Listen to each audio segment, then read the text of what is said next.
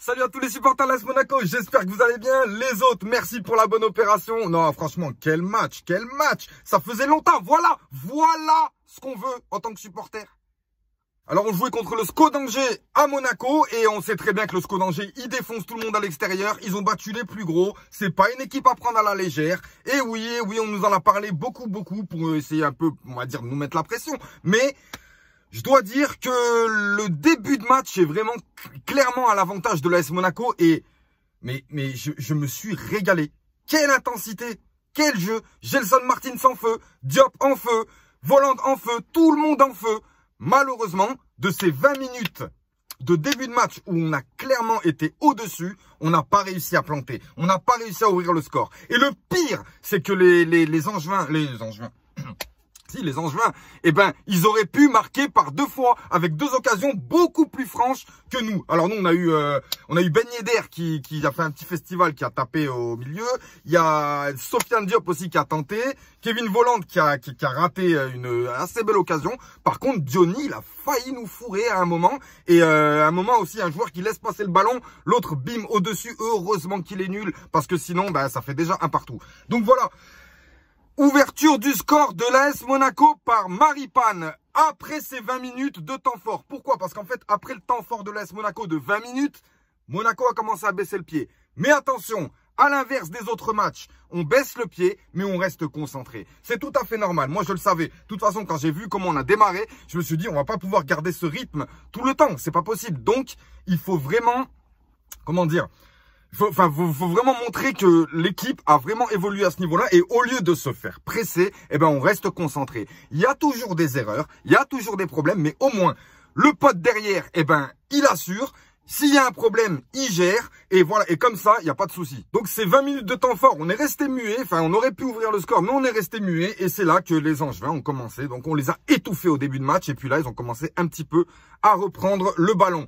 Donc, les Angevins étaient totalement écrasés par le jeu monégasque, par le milieu de terrain, par Gelson Martins qui était complètement fou. Franchement, c'était super beau à voir. J'aime rentrer dans des matchs comme ça avec une telle intensité et à montrer à l'équipe d'en face qu'on n'est pas une équipe de merde. Ça, il faut bien le comprendre. Et malgré que les Angevins reprennent un petit peu le ballon, eh ben, c'est à nous d'ouvrir le score avec Maripane. Magnifique. Alors, en fait, il y a Gelson Martins qui se fait ouvrir par Djibril Sidibé. Martins qui la met au milieu. Diop qui tape. Je pense qu'il voulait frapper, il voulait marquer, mais bon, ça n'a pas fonctionné. C'est arrivé dans les pieds de Maripane qui a fait... Eh ben, allez, boum. Eh ben, voilà, 1-0. 1-0 pour Monaco. But de Maripane. Maripane, je suis désolé, mais moi, le premier, je te disais que c'était pas un bon plan. Mais ça fait quand même 2 buts en 2 matchs. Et on va dire qu'il a été exceptionnel pendant ce match défensivement. Donc, ouverture du score de Maripane. 1-0 pour l'AS Monaco. Et c'est là le problème, c'est là que tu te dis, ben, j'espère qu'on va pas lever le pied comme on le fait d'habitude, j'espère qu'on va pas se laisser submerger, j'espère qu'on va pas se laisser presser, et j'espère qu'on va pas commencer à faire n'importe quoi en défense et au milieu de terrain. Mais non, malheureusement, heureusement, j'ai vu vraiment une équipe de l'AS Monaco concentrée. J'ai vu des joueurs impliqués, j'ai vu des joueurs en fait, t'as vu, les erreurs, il y en aura toujours. C'est ce qu'il y en a qui m'expliquait, il m'a dit, mais dans le foot, il y a des erreurs. Oui, il y a des erreurs, mais en fait... Quand un joueur fait une erreur, nous, ce qu'on veut, c'est que soit il rattrape son erreur, ou soit les joueurs qui sont derrière rattrapent son erreur. Parce que on est une équipe, faut se parler. Si on se parle pas, c'est mort. Donc là, j'ai vu des joueurs se parler. J'ai vu des joueurs collectifs. J'ai vu des joueurs, des déviations avec Volland, Ben Yedder. Franchement, c'était super. C'était super. Et c'est bien dommage que Ben Yedder, parce qu'il aurait pu planter sur la première mi-temps, c'est bien dommage qu'il ne l'ait pas fait. Donc on rentre à la mi-temps avec 1-0 et moi franchement j'ai vraiment été séduit par le jeu et puis par l'état d'esprit. Voilà, c'est tout ce que je voulais voir pour l'AS Monaco. Maintenant, on arrive à une deuxième mi-temps où la deuxième mi-temps on va dire qu'on n'est pas rentré aussi bien que la première. Forcément la première on est arrivé, on a mis les bouchées triples directement. La deuxième mi-temps, comme la première mi-temps, on est parfois en difficulté. Mais on arrive quand même à rester concentré. Et en fait, le truc, c'est ça. C'est quand tu as une équipe en face qui presse, si tes joueurs ne sont pas concentrés, ça commence à courir, ça commence à faire n'importe quoi. Si les joueurs sont concentrés, si les joueurs ne quittent pas leur poste pour rien, si les joueurs se parlent, logiquement, eh ben voilà, une bronca, de toute façon, dans le foot, t'es obligé de te faire allumer au bout d'un moment. C'est pas possible, tu peux pas garder un rythme énorme pendant 90 minutes. Il y a le PSG de temps en temps qui arrive à le faire, parce que, ben voilà, mais je veux dire, même les plus grands clubs en Ligue des Champions, eh ben ils se font allumer des fois, c'est comme ça. Défensivement, ils ramassent. Eh ben là, j'ai vu, défensivement, on a ramassé, mais on a tenu. Et c'est ça le plus important, on a tenu. Big up à Benjamin Lecomte, hein, qui est revenu, ça fait plaisir, hein, parce que Vito Manone, c'était plus possible. Et bien sûr, cette deuxième mi-temps, ce bon début de deuxième mi-temps, on le confirme encore par un but. Et c'est Caio Henrique qui s'échappe sur le côté, qui centre quasi parfaitement pour Kevin Volland. Pam, à bout portant, imparable pour le gardien. 2-0 pour l'AS Monaco. Enfin, le break, ça fait plaisir. Ça fait longtemps qu'on n'a pas fait le break. Et voilà, donc là, on a fait le break, 2-0. Et on voit un Monaco encore mieux. C'est ça, comme là contre l'équipe d'avant, la 5-2. Merde, c'était qui Lorient. Contre Lorient, 5-2, on marque, mais y a rien derrière. Il y a pas de réaction, il n'y a pas de confirmation de ce qu'on vient de faire. Là, on a une parfaite confirmation, c'est ça qui est important. Donc, 2-0 pour l'AS Monaco. On est bien, on peut tranquillement aller au bout de ce match en étant serein. Et à partir de là, quand tu es serein, tu fais rentrer du Golovin, tu fais rentrer du Jovetic, et bien sûr, tu fais rentrer de la classe. Donc, ce qui fait que la classe éclabousse. Kevin Volland qui ouvre pour Jovetic pour le troisième but, mais voilà, exceptionnel. C'est-à-dire que si tu regardes bien, il y a un trou comme ça, il la met dedans, voilà. Jovetic. Moi, je suis pas d'accord pour qu'il parte, Jovetic, hein, je vous le dis. Même si c'est un joueur blessé, même si voilà. Mais en tout cas, entre l'état d'esprit de Jovetic et l'état d'esprit de Pietro Pellegrini, j'ai l'impression que Jovetic, en fait, quand il revient, il est toujours plus percutant que les autres, en fait. Alors, gros big up encore une fois à vous les Monégasques, hein, franchement, ça fait vraiment plaisir. Kevin Volland, 2 passes décisives, 2 buts, oui, parce qu'en fait, Maripane, quand Diop il tire, eh ben, il y a une petite déviation de Kevin Volland pour Maripane, et d'ailleurs, Maripane, il sait pas pourquoi le ballon, il est, et boum, il le met, ce qui fait que voilà. 3-0 pour l'AS Monaco. Quel début d'année 2020? 21, pardon, ouais, c'est vrai, désolé, moi, il me faut toujours 6 mois pour me rendre compte, en fait, qu'on sera en 2021. C'est-à-dire que voilà, dans 6 mois, je te dirai 2021. Et les 6 mois d'après, enfin, bref, tu m'as compris. Donc, 2021 commence très bien pour l'AS Monaco. 5-2 à Lorient, 3-0 à Monaco. Que demander de plus? On avait bien commencé l'année 2020 avec un 3-3 au Paris Saint-Germain qui avait fait couler beaucoup d'encre. Hein. C'était un très très gros match de Ligue 1. Et on n'avait pas pu terminer donc cette saison. Là, on recommence l'année 2021 de fort belle manière, et j'espère vraiment, parce qu'en plus on a vraiment fait une belle opération. La plupart de nos concurrents directs, soit ils ont fait nul, soit ils ont fait des matchs pourris. Donc voilà, on va parler Lyonnais, champion d'automne. Mais putain, mais vous êtes encore là-dessus, sérieux, champion d'automne. Et nous, ça nous permet de recoller à la 4e place du classement. 4e. Et oui, ça y est, on est de retour dans les 5 premiers. Donc voilà, comme je vous l'avais expliqué, dans ce championnat, c'est assez rapide. Hein. Là, on perd le prochain, on se retrouve 9e des fois. Donc voilà, il est important de confirmer. D'autant plus que c'est Montpellier et Marseille. Donc voilà, c'est presque des concurrents directs. Hein, voilà, et il va vraiment falloir monter une belle force de caractère. Et puis, avec le retour de Golovin, la montée en puissance de Sofiane Diop, l'élégance de Kevin Volland.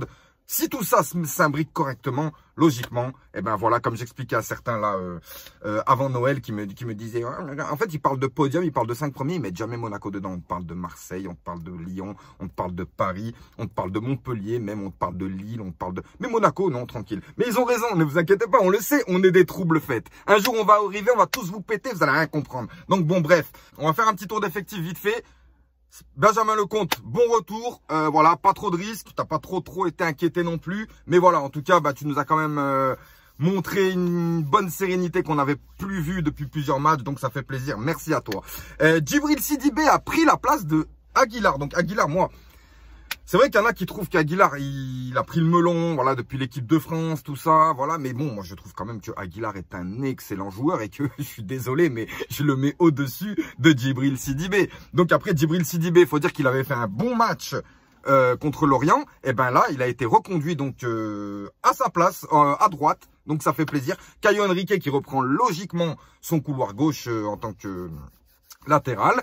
Badiachil et Maripane. Donc Axel Disasi n'a pas été reconduit. Pourtant il avait été buteur le match d'avant, mais il n'a pas été reconduit. Donc c'est bien Maripane. Et Maripane, il nous a fait un match exceptionnel. Donc on est tous en train de se demander, il nous faut un grand défenseur central. bah, peut-être que c'est Maripane. C'est ça le problème en fait, c'est si Maripane en fait il continue à faire des prestations comme ça, ils vont se dire il n'y a pas besoin d'acheter de défenseur. Voilà. En tout cas, moi ça fait plaisir Maripane. Tout ce que je te demande, continue comme ça. Continue comme ça. Tchouaméni et Fofana, on en parlait il n'y a pas si longtemps. Et ben voilà, Tchouaméni et Fofana, quand ils sont concentrés, quand derrière c'est concentré, quand tout le monde est une équipe, et ben ils font du très très bon travail. Ils sont encore très jeunes. Je vous rappelle que Tchouaméni, c'est l'une des pépites qu'on a récupérées à Bordeaux. Et Fofana, c'est l'une des pépites qu'on a récupérées à Strasbourg. Ce qui fait que quand tu mets deux pépites, normalement, ça doit pépiter. Et ben là, ça pépitait pas. Enfin, si, ça pépite. Mais voilà, on attendait beaucoup plus. Et ben là, en fait, tout simplement, je vois s'il y a quelqu'un derrière qui est capable de verrouiller une défense, et ben eux, ils peuvent un peu plus se projeter sur leurs tâches réelles, au lieu de devoir tout le temps défendre ou rattraper les conneries de leurs collègues. Donc, rattraper les conneries, c'est bien, c'est ce qu'il faut. Mais quand t'en fais tout le match, eh ben en fait tu déconcentres tes potes, tout simplement. Donc gros big up à Tchouaméni Fofana, malgré quand même Tchouaméni m'a un petit peu énervé sur la fin. Ouais, pas très concentré sur la fin, quelques passes ratées. Voilà, mais bien sûr, c'est lui qui fait la belle ouverture pour Caio Henrique, qui la donne à Kevin Volland et qui nous fait le deuxième but. Donc voilà, Diop, Sofiane Diop. Bah Sofiane Diop, voilà, bon, il y a beaucoup de gens qui me disaient ouais, à Monaco il y a des joueurs je les connais pas. T'inquiète pas, tu vas le connaître Sofiane Diop, parce que je suis désolé, moi quand tu te permets de parler comme ça, c'est bien, hein, c'est surtout les supporters parisiens. Ouais, tu connais pas, bah désolé, excuse-moi, tu le connais pas, mais combien je te parie que tu vas venir avec un gros chèque comme ça d'ici un an ou deux. C'est comme ça mon ami, t'y peux rien. Et là je te dirais bien d'aller te Donc Sofiane Diop, au moins une révélation depuis le temps, la jeunesse dorée. Monaco, vous savez très bien, nous c'est la jeunesse. Nous on mise sur la jeunesse, on met des piliers, mais c'est la jeunesse qui est censée exploser à Monaco. Et bon, on l'a pas eu malheureusement cette explosion avec Pellegrini ni avec Jebels, mais on l'a avec Sofiane Diop. Voilà, ça me fait plaisir. Et d'ailleurs, il y en a un que j'attends toujours, c'est Wilson Isidore. Wilson Isidore, c'est vraiment dommage parce que moi, à chaque fois que je l'ai vu évoluer, je l'ai trouvé bon et il a jamais réellement eu sa chance à l'AS Monaco. Mais bon, en tout cas, Sofiane Diop. D'ailleurs, il me semble qu'il avait été placé sur la feuille de match, sur la composition, il avait été placé à gauche, mais je l'ai plus vu à droite. Ouais, il me semble que je l'ai plus vu à droite. Enfin, je pense que ça permutait avec Gelson Martins. Alors, toi, c'est magnifique, toi.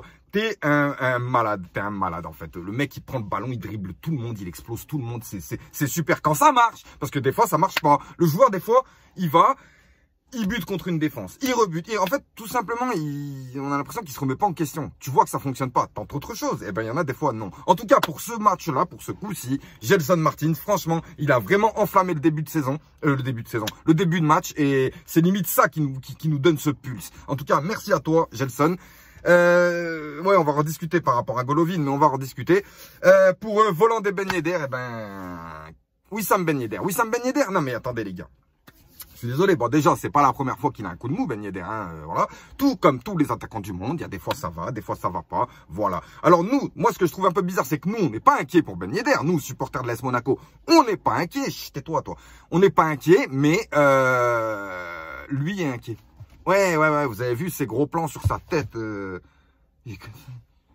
dirait il va crever quoi, ça bat, c'est bon, tranquille, on a gagné 3-0 Wissam, on a gagné 3-0.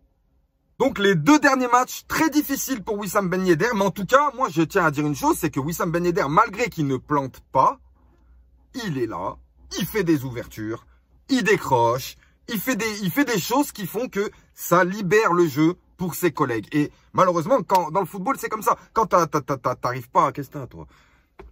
Quand t'arrives pas à vraiment arriver à quelque chose, eh ben tu joues pour les autres. T'essaies de faire quelque chose de se rendre utile pour l'équipe.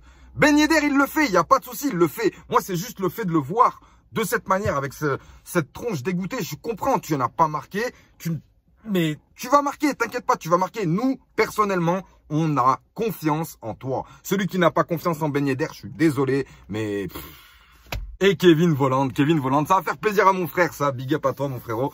Mon frère, ouais, qui est supporter du moins, il aime beaucoup le football allemand. Il est supporter de l'AS Monaco, mais il a le survêt de Borussia Dortmund. Donc, tu vois, voilà, ouais, tu m'as compris. En tout cas, voilà, ça fait plaisir Kevin Volland. D'ailleurs, il y a une très belle vidéo qui est sortie avec où il y a une vidéo Volland de Jürgen Klinsmann, parce que Jürgen Klinsmann a été un grand joueur de l'AS Monaco. Donc, eh ben, il essaie de marcher sur ses traces à l'AS Monaco. Très belle vidéo sur le site officiel de l'AS Monaco. Je vous invite à aller la voir. Et voilà. Et puis, pour moi, Bah, entrée de Jovetic, comme vous avez dit, Jovetic, moi je veux pas qu'il parte. Jovetic, je veux qu'il reste. C'est comme ça, bah, je m'en fous. Je préfère avoir Jovetic sur le banc qui rentre et qui me fait ça, que Pellegrini qui rentre et qui revienne jamais. Attention, je ne suis là pour cracher sur personne. J'aime tous mes joueurs. Par contre, il y en a qui donnent plus satisfaction que d'autres. Et puis, il faut le dire, tout simplement. Mais après, voilà. Là, on voit que on parle de Luis Gustavo. Luis Gustavo, ouais, parce que je disais que je ne ferais pas de vidéo mercato. Mais Luis Gustavo, à ce moment-là de la compétition, en janvier, tu cherches un rock en défense. Pour moi, c'est l'une des meilleures solutions. Parce que tu vas faire quoi? Tu peux pas te dégoter un gros défenseur d'un championnat. Personne lâchera son gros défenseur en janvier. Ça, on est bien d'accord. Donc voilà, moi je trouve que c'est une bonne idée. Une bonne idée, Luis Gustavo. En défense, il peut pas prendre la place de Tchouaméni, Fofana ou Fabregas ou Golovin. Enfin voilà, tu m'as compris. Mais en tout cas, moi je signe oui pour un rock en défense en la personne de Luis Gustavo. Après, ça n'est qu'une rumeur, il n'y a rien de concret. Mais j'ai plus l'impression qu'on va laisser passer ce mercato et regarder plus vers l'avant pour essayer de faire des changements pour l'année prochaine. C'est les gars, je vous dis à très vite. On va se faire une petite vidéo mercato, je pense, hein, parce que il commence à y avoir un petit peu beaucoup de rumeurs. Donc, on va essayer de dépatouiller le vrai du faux de tout ça. Voilà les potos, je vous dis à très vite.